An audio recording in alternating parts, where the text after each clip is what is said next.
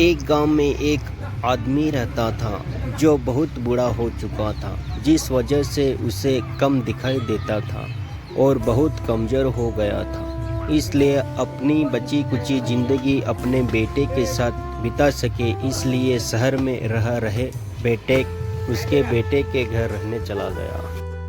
बेटा एक शहर के छोटे मकान में रहता था। मकान तो उसका छोटा था, लेकिन उसके अंदर जो चीज़ें थी वह महंगी थी। उस मकान में बेटा, उसकी पत्नी और उसका एक 5 साल का बच्चा, यह छोटा सा परिवार साथ मिलकर रहता था। बूढ़े पिता के आने से उनके परिवार का एक सदस्य और बढ़ गया। यह पूरा परिवार रोज सुबह शाम डाइनिंग टेबल पर साथ में खाना खाया करता। बूढ़ा पिता अपनी कमजोरी के चलते हमेशा खाने की चीज़ें नीचे गिराता रहता और कई बार कांच के बर्तन भी टूट जाया करते थे। कुछ दिनों तक वो बहू और बेटे ने यह सब सहन किया, लेकिन बाद में वे दोनों बूढ़े की ऐसी हरकतों से चिढ़ने लगे।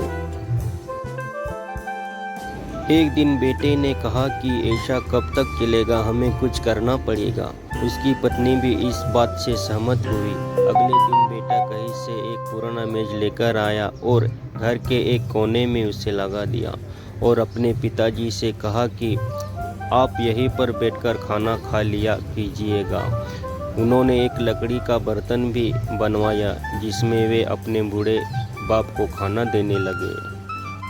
अपने कांच की कीमती बर्तन बचाने के लिए अपने बूढ़े बाप को लकड़ी का बर्तन देने में उन्हें जरा भी शर्म नहीं आई।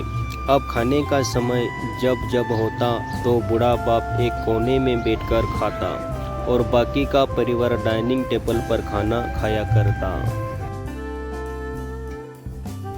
डाइनिंग टेबल पर बैठे बैठे दोनों पति पत्नी कभी कभी अपने बूढ़े बाप की तरफ देख लिया करते। बूढ़े बाप की आंखों में उन्हें आंसू भी नजर आते, मगर उन पर जैसे कोई असर ही नहीं होता।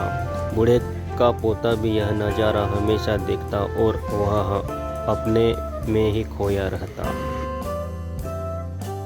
एक दिन जब पति पत्नी डाइनिंग टेबल पर बैठकर खाना खा रहे थे, तब उनका बच्चा जमीन पर बैठकर कुछ कर रहा था।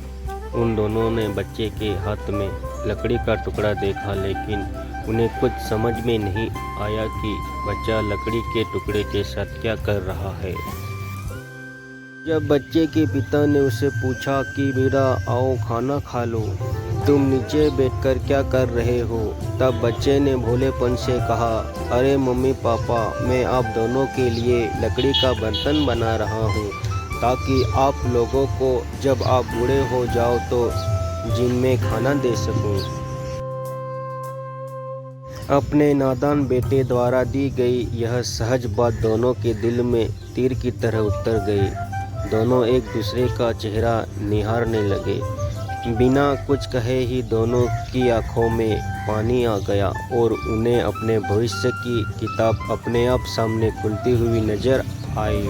उन्हें समझने में ज़्यादा देर नहीं लगी कि अब उन्हें आगे क्या करना पड़ेगा। अगले दिन कमरे के कोने से वह पुराना मेज हट गया और कब बूढ़ा पिता और बाकी का परिवार साथ में मिलकर फिर से खाना खाने लगे।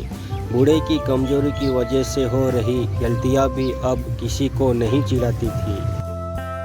दोस्तों, यह कहानी हमें बताती है हर वह पत्ता जो आज हरा है वह कल सूखेगा और डाली से नीचे भी गिरेगा। इसलिए हमें अपने बड़े बूढ़ों का हमेशा ख्याल रखना चाहिए और हमें हमारे माता पिता और बुजुर्गों के साथ वैसा ही व्यवहार करना चाहिए जैसा हम चाहते हैं कि हमारे बूढ़े होने के बाद हमारे बच्चे हमारे साथ करें।